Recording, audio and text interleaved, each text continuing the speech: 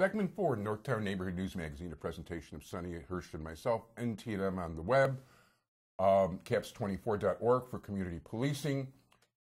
If you're catching this on YouTube, Jewish Chicago may not quite be published yet, so you still have time to participate. Otherwise, make sure you pick it up on the street. It's going to be free all over town, anywhere there's bagel lots, whatever. But we've got a candidate to talk to. It's election time. It's important that you're registered to vote and you get out there and you do the voting. And we're pleased to have the Republican candidate for state representative in the 17th District, Kathy Myalls. How are you? Hi, good, thanks, Avi. How are you? Good, thank you for coming. Thank you for having me. Why don't you tell us a little bit about your background? I am a mother of two. I live in Wilmette with my husband, Scott, our Mastiff Boxer mix, Bert, who we rescued a few years ago. Nice. I'm an attorney. I've been practicing law for about 27 years and adjunct professor at DePaul University. I teach communications law. Oh, very nice. Yeah, I enjoy it. Very nice. So that's so is this your first attempt at political office? It is. Yes, it is. You know, I watched what was happening in the state and felt like I could sit and watch it and wonder in 4 or 5 years if I would have made a difference getting involved, or I could get involved. And when I approached some friends for ideas about what I could do, this is what was suggested to me. So here I am. Very good.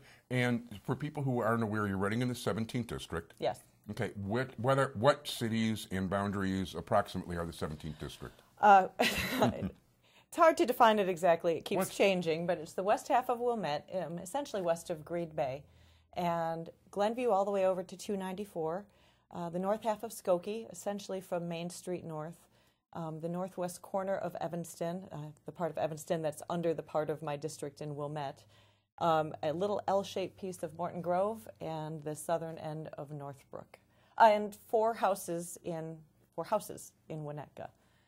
It changed a little when they redistricted a couple years ago. There's always a little gerrymandering. A little bit, yes.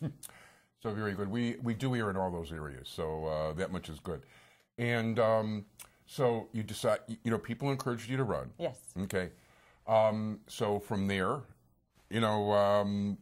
how'd you go about it? I mean, I imagine you've got help and aides and all the rest of it, but how do you first you get the petitions? Yes, you circulate your petitions around your district, get registered voters to sign a petition to get your name on the ballot. If you are the only person who does that for a particular party, then you're the only name on the ballot in the primary, and assuming you get at least one vote, you become the nominee. If there's multiple people doing it, then, of course, both names appear on the ballot in the primary, and the voters choose the candidate. So did you have an opponent? I did not in the primary. It was just good. me. You have to secure 500 valid signatures. We were able to do that, and now I'm the Republican candidate for state representative. Terrific. So what are you doing to let people know that you're running, and what's your message? Knocking on a lot of doors, getting into a lot of homes where I can meet several voters at once.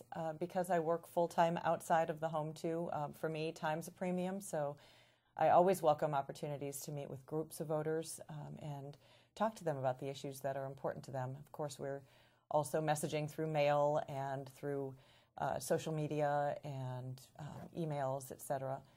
But mostly the message is Illinois is oppressed with high tax rates and poor job performance and education system that's not functioning for everybody, and we need to get the state government out of the way and create a better market for industry, for jobs, and do better for our kids in education.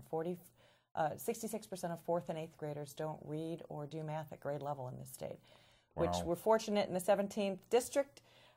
It is not true where we live, but it's true around the state. And our kids only have one chance to get it right, and we're failing them. Families are breaking up because of the jobs policies in the state. When we hear about Office Max and Office Depot merging and relocating to Florida, they said there was room for their 1,600 Naperville associates down in Bradenton, Florida. And I thought, there's 1,600 families that have to talk tonight at dinner about whether they're going to pull their kids out of school and go to Florida for a job, or whether they're going to stay where they are and try and look for a job in a state that had the second highest unemployment rate then. So I just feel like there's a lot of room for us to improve in the jobs market, and I think our tax policies are really keeping us from growing better. No, I happen to agree with you. And the fact is that the jobs numbers are even worse than what they appear to be because people don't understand that if somebody gives up looking for work, they're not considered unemployed anymore. And so many of the jobs that are being creating now are part-time jobs in which people do not get, the proper insurance and other kind of benefits that would go along with working 30 hours or more, or whatever the law is these days. And that's a big problem because even though they might be considered employed, not 40 hours and not full-time and no benefits, and that's not a good life to live if you... It's not a good life to live. And unfortunately, the unemployment rate is also a little bit misleading because so many people are leaving the state. We've lost an average of one person every 10 minutes for the last 10 years. We have the second highest out-migration in the country, second only to New Jersey. And so the working population is at one of its lowest points in decades. So the numbers aren't dropping as drastically as they would be if we were looking at the same working population that we were a number of years ago. There's no question, and there's a real good reason lots of people are leaving. Business is tough around here, and then it's overregulated on top of it. So, and more things are being geared toward larger businesses, which makes it difficult for a smaller person to compete. When I had my, and you know what, I'm taking your time away, but I had my own problems that way. You have a website, I'm sure? I do, KathyForStateRep.com, and we also have a Facebook page, Kathy for Rep, where we keep people up to date on where I'll be visiting or appearing. Certainly up to date on current issues that we think are relevant to what's going on. We link to articles in media around the country that talk about Illinois' policies and whether they're succeeding or failing. And sadly, lately, it's almost been universal agreement that our policies here are failing. Failing miserably, yes. As a matter of fact. Yes. If we rank in the worst 5 in something, that's actually much better than the other categories where we're worst, second worst, or third worst. We are 50th out of 50 in our credit rating. We're 51st out of 50 in delivering services to citizens with disabilities. So we are, at the end of the line for everything except corruption. Corruption, we are 4th best. And that we need to try harder.